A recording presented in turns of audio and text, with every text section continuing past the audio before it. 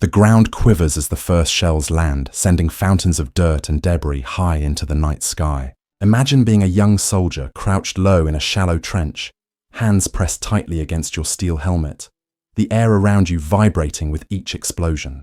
The sky flashes with bursts of orange light, and for a moment it feels as if thunder itself has descended to the earth.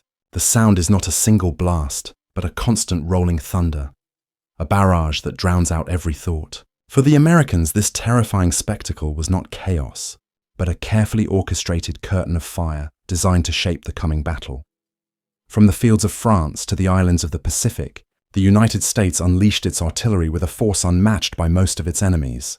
Soldiers advancing behind these rolling walls of fire often recalled the ground trembling beneath their boots, as if the earth itself was alive. The strategy was simple in concept, but devastating in practice. Let the guns speak first, break the will of the defenders, and only then send in the infantry to finish the job. What appeared to be random destruction was in fact a calculated preparation, the opening act of modern combined arms warfare. For the men on the receiving end, however, there was no sense of strategy or order. The ground became their prison, each second stretching into an eternity as shells landed closer and closer.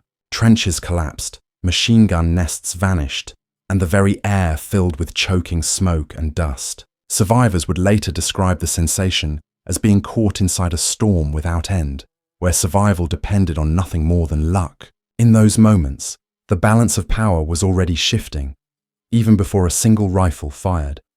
The sheer scale of these bombardments stunned those who witnessed them. One moment, a quiet field of wheat or a sleepy ridge might lie before an army. Minutes later, after the guns opened, that same place would be unrecognizable, transformed into a scarred wasteland of craters and shattered timber. For the American forces, this transformation was essential. To turn the natural defenses of the enemy into ruins was to clear a path for advance. For the defenders, it meant the loss of both ground and hope. Imagine the scene in Europe, where entire nights were consumed by the sound of shells screaming overhead. Men huddled in darkness, counting the seconds between detonations, praying for morning light. The fear was not only of death, but of disorientation, of losing contact with comrades, of being buried alive in collapsing earth. The bombardment created a battlefield where even before combat, men were broken in body and spirit. That was the effect of American artillery, to wage war on the mind as much as on the enemy's defenses. This opening act of destruction was never subtle. It was a declaration of intent, a signal that the Americans were ready to unleash their full strength. For commanders, it was reassurance that their men would not walk into untouched defenses. For the soldiers advancing behind it, it was both a shield and a warning, reminding them of the power they held and the danger they still faced. In every theater of war, this was the first sound of an American offensive, the drums of steel and fire that set the tempo of victory. As the war progressed, these barrages became the very definition of American might. They were not moments of chance, but the product of preparation, coordination, and industrial power. When the guns thundered, the world seemed to shake, and both friend and foe understood what it meant. The opening of battle was not just a clash of men, but a storm of fire that announced the coming struggle. This was the early context of US artillery in the Second World War, the moment when the sky lit up and the ground split apart, heralding the advance of an army that carried the weight of a nation behind it. Artillery was more than a weapon of destruction. It was also a mirror, reflecting the stark difference between those who unleashed its fury and those who endured it. For the Americans, the barrage was a calculated step, a tool to prepare the battlefield and give their infantry a crucial advantage. It was an expression of control, turning the chaos of combat into something that could be planned and measured. For the enemy caught beneath the shells, however, the experience was nothing short of terror. There was no sense of order, only the overwhelming certainty that survival was slipping away with each passing second. Imagine the contrast from both sides of the line. On the American side, gun crews worked in rhythm, loading and firing with mechanical precision. Orders came down from command posts, coordinates were relayed, and the sky lit up in response. It was a system of men and machines working together, a deadly orchestra conducted with maps, radios, and discipline. For the German, Japanese, or Italian soldiers on the receiving end, the barrage felt like an uncontrollable natural disaster. Trenches collapsed, communication lines were destroyed, and the world turned into a rolling storm of dust and fire. This difference was not just physical, it was deeply psychological. American soldiers advancing behind their own artillery felt emboldened, protected by the rolling wall of fire that seemed to shield them. Even though they knew danger still lay ahead, the knowledge that their enemies were being battered gave them strength. For the defenders, the effect was the opposite. Morale cracked under the relentless pounding, and even the most determined soldiers found themselves questioning whether resistance was possible. The artillery barrage became a silent weapon of despair, breaking down willpower long before bodies gave way. There was also the contrast in scale. The United States, with its vast industrial capacity, could deliver barrages that lasted for hours, even days. Enemy forces often could not respond in kind, forced instead to absorb the punishment with little chance of striking back. The imbalance became a daily reminder of American superiority. For the Americans, artillery was a sign of confidence. For their opponents, it was a grim confirmation that they were fighting a war against a nation with nearly limitless resources. Imagine being a soldier, deep in a dugout, listening to shells landing one after another above. The walls shake, dust rains from the ceiling, and every sound tells you the next explosion might be the one that buries you alive. Now imagine standing behind the American guns, watching the shells arc into the sky, knowing they will land miles away where unseen enemies cower. This contrast in experience captures the essence of artillery's role in the war. It was a weapon of both destruction and perspective, shaping how each side understood the battlefield. The Americans did not always recognize the full weight of this contrast in the moment.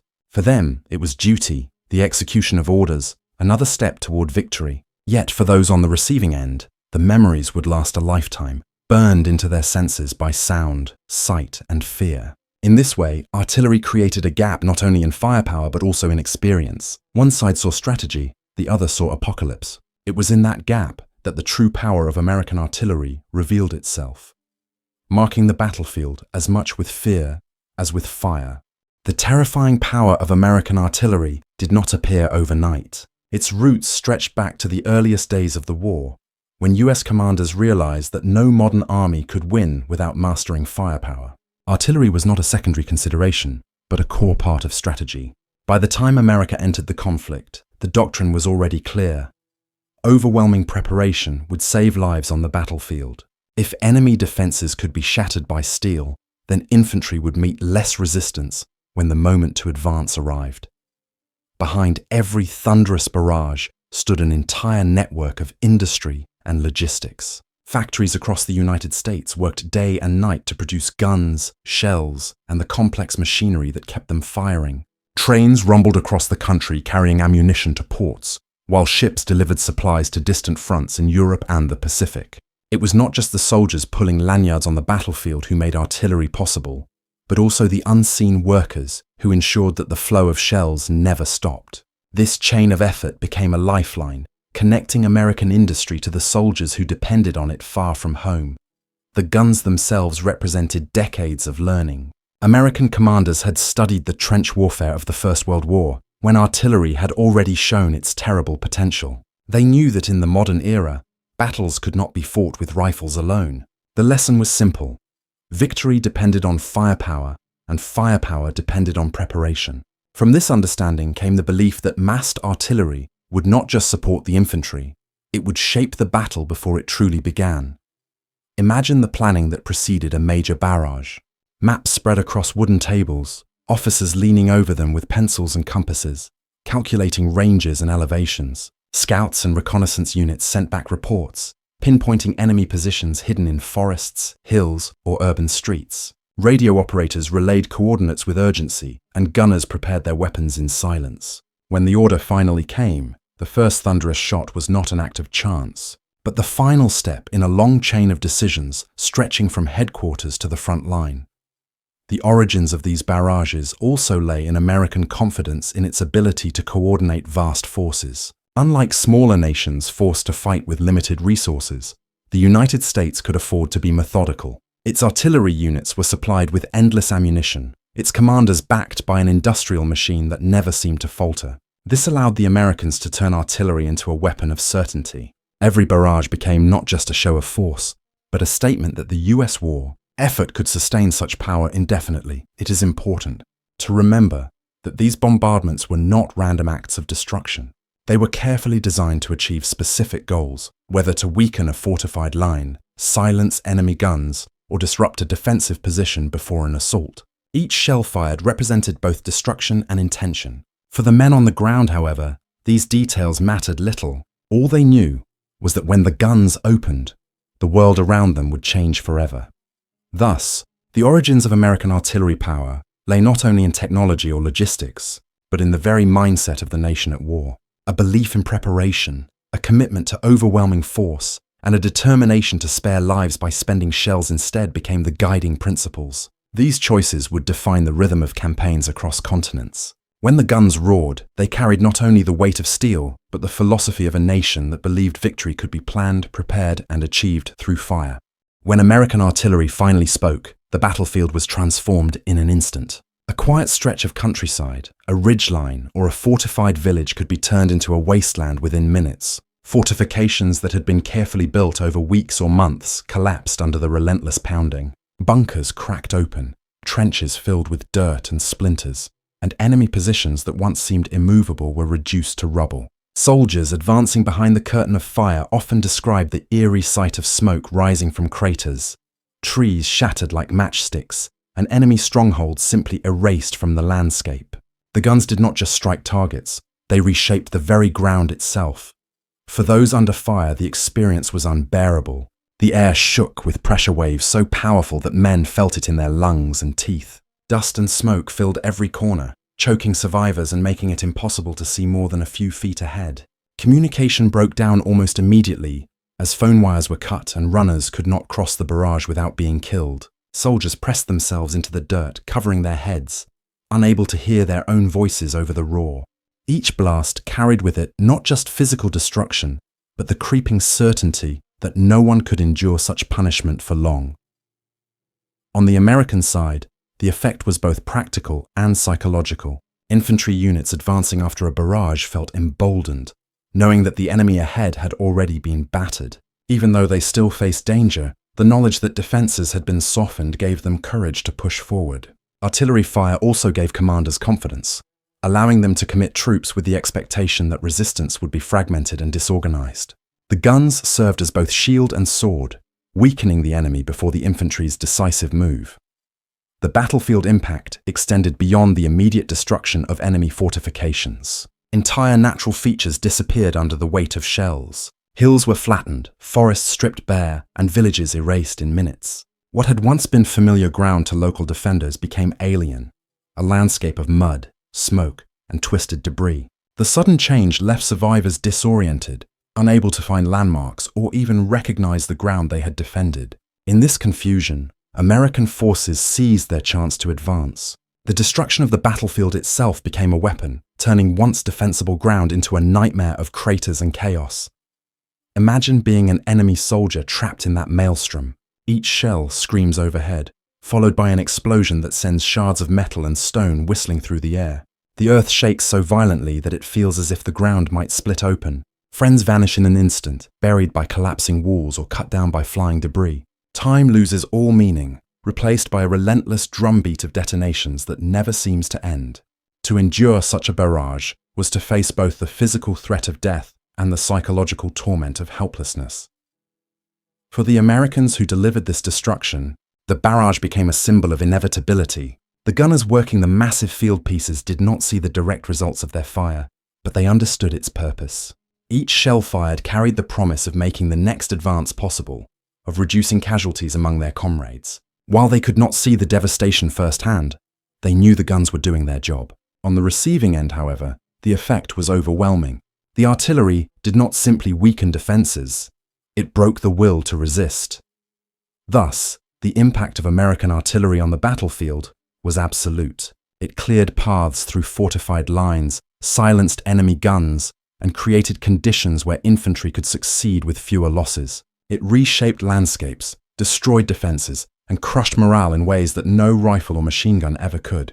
More than just firepower, it was an invisible tide that swept across battlefields, deciding who would fight, who would flee, and who would not survive to see the next dawn. The effect of American artillery was not limited to the battlefield itself. Its thunderous barrages carried consequences that rippled far beyond the front lines. Enemy morale, already fragile under the strain of war, often collapsed completely after enduring days of relentless bombardment. Soldiers who survived such ordeals described feeling drained of all courage, their nerves frayed beyond repair. Even when the shelling stopped, the silence was filled with dread, as men expected the next wave to begin at any moment. This exhaustion created openings for American troops to advance with greater ease, their opponents already broken in spirit. The wider consequences extended to the civilians who lived in war zones. Towns caught in the path of bombardments were forever altered, sometimes reduced to little more than rubble and dust. Streets once filled with shops and homes were scarred by craters, their inhabitants forced to flee or shelter underground. Fields and forests, too, bore the scars of war, stripped bare by shellfire and scarred with deep wounds in the earth. Long after the fighting moved on, these landscapes remained haunted by the memory of fire and steel. In this way, American artillery did not only target armies, it reshaped entire regions. Strategically, the barrages gave American commanders a powerful advantage. With artillery, they could dictate the tempo of combat, choosing when and where to launch an assault. Attacks were carefully timed to follow bombardments, ensuring that enemy defenses were weakened before troops advanced. This allowed the United States to fight with calculated precision, reducing the risks of costly frontal assaults. The ability to control the rhythm of war through artillery fire reinforced the perception of American dominance. For enemies, each barrage was a grim reminder that they no longer held the initiative. The imbalance of power was unmistakable. While Axis forces often struggled to maintain steady supplies of ammunition, the Americans unleashed firepower seemingly without limit. German and Japanese units sometimes found themselves outgunned before the battle even began, unable to respond in kind. This disparity in resources became more than a military fact. It became a psychological burden. Facing an opponent who could rain steel at will, enemy commanders often found themselves forced into defensive strategies, abandoning initiative out of necessity. American artillery was not just a weapon, it was a statement of overwhelming superiority. For the American soldiers themselves, the barrages left lasting impressions. Many described a mixture of awe and relief when watching their guns at work. The sight of hundreds of shells arcing into the sky filled them with confidence, as though the very earth was fighting on their side. Yet others admitted to unease, knowing the destruction being wrought upon unseen men across the field. This duality reflected the larger truth. Artillery was both a protector and a destroyer, saving lives on one side while erasing them on the other. Over time, the wider consequences of artillery warfare became clear. Campaigns across Europe and the Pacific were shaped by the constant reliance on heavy firepower. Battles were no longer determined solely by courage or tactical maneuvers, but by the ability to summon overwhelming barrages. The Americans embraced this reality, turning their industrial strength into a decisive weapon. In the end, artillery firepower became a defining feature of the Allied advance, not only clearing paths for victory, but also leaving behind landscapes and memories that would endure long after the last gun fell silent. As the war reached its most decisive stages, the scale of American artillery barrages grew to staggering proportions. Entire offensives began with hours of sustained fire, a relentless pounding that seemed to shake the world itself. Soldiers recalled the sound as a constant roar, like an endless storm rolling across the horizon. For those who witnessed it, there was no mistaking that the moment had arrived when the full weight of American power was brought to bear. These barrages were not a prelude. They were the climax of preparation, unleashing destruction on such a scale that resistance seemed futile before the battle even began. On the ground, the effect was devastating. Positions that had been fortified with bunkers, trenches, and wire simply ceased to exist. What had once been solid lines of defense turned into scattered fragments, defenders buried under rubble or too disoriented to respond. The air filled with choking dust, smoke, and the acrid stench of explosives, reducing visibility to almost nothing. Survivors stumbled through shattered landscapes, their will to fight broken before they even saw the advancing American infantry. It was in these moments that the difference in power between the United States and its enemies became undeniable. Imagine the scene from the viewpoint of an American soldier advancing after such a barrage. The ground underfoot is cratered and uneven, the remains of trees jutting up like broken spears. Ahead, Silence reigns except for the occasional groan of twisted metal or the muffled cries of the wounded. The defenders who remain are stunned, many too shaken to resist. Each step forward feels less like an attack and more like walking through the aftermath of an earthquake. This was the battlefield that American artillery created, a place where victory had already been decided before the first rifle was fired. The climax of these bombardments was not just about physical destruction, but also about certainty. American commanders, backed by immense industrial capacity, could unleash such firepower again and again, without fear of running out. For the enemy, each barrage carried with it the knowledge that they could never match this scale of force. The imbalance stripped them of initiative, forcing them into a reactive role where survival became the only goal. The sound of the guns was more than noise. It was the sound of inevitability, the proof that American momentum could not be stopped. For the civilians who found themselves caught near the front, the climax of these battles left lasting scars. Towns and villages disappeared under the weight of bombardments, their inhabitants scattered or forced to shelter underground. The destruction was so complete that entire regions looked as if they had been struck by natural disasters. Roads, bridges, and fields were torn apart, leaving behind a landscape that spoke of violence on an unimaginable scale. Even after the fighting ended, these scars remained, a silent reminder of the storm that had passed through. In the final year of the war, the climax of American artillery became a symbol of the inevitable end. Each offensive began with thunder and flame, leaving little doubt about the outcome. Enemies, who had once fought with determination, now found themselves facing annihilation, unable to withstand the storm of steel. For the Americans, these barrages were both a reassurance and a promise, proof that victory was near. In the fury of these moments, the war's final chapters were written, carved into the earth by fire and iron.